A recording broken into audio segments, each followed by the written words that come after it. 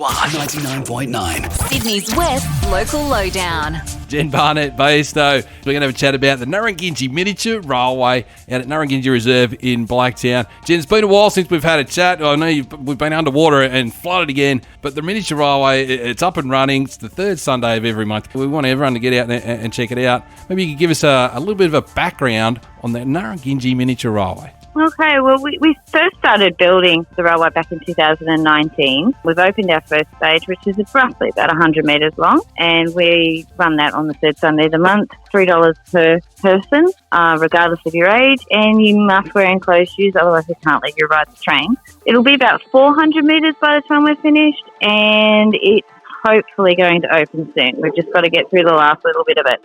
I can't believe how small. I thought in my mind they were bigger, but they're like small and they pull big humans. They do.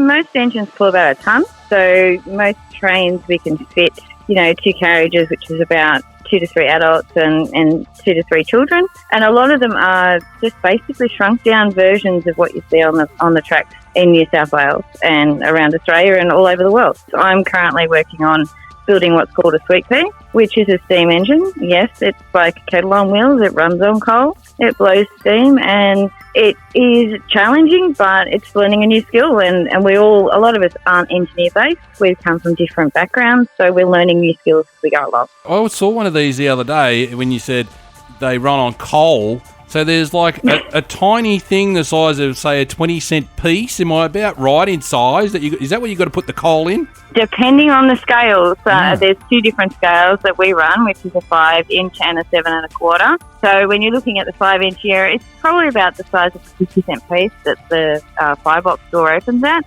If you're looking at the 7 1/4, it's a little bit larger. You're probably looking at the size of maybe a small cup that you'd hold in your hand. So, yeah, and you put the coal in, you start the fire, and you boil the water, and off the steam engine goes. It's super cool, and it's so fascinating, and that's why you guys out at the Nurrungindji Miniature Railway are growing. So third Sunday of every month, enclosed shoes is the only must. It's about $3. We get out there and have a great time. But for people, by the way, Jen, who would like more information, maybe to get involved, where's the best place to go? So if they'd like to get involved in the club, they can always go over to our website and just send us a quick email and join up with the club. And that's not just driving steam engines. We train you up as guards on the trains or station masters, or you can just come out and help us construct areas of the railway if that's what you want to do. And that's nwme.org.au.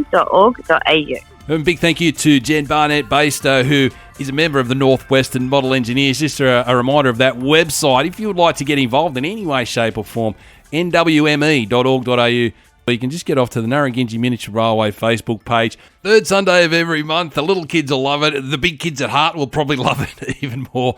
It is super cool. This has been another Local Lowdown on Swan 99.9. All aboard!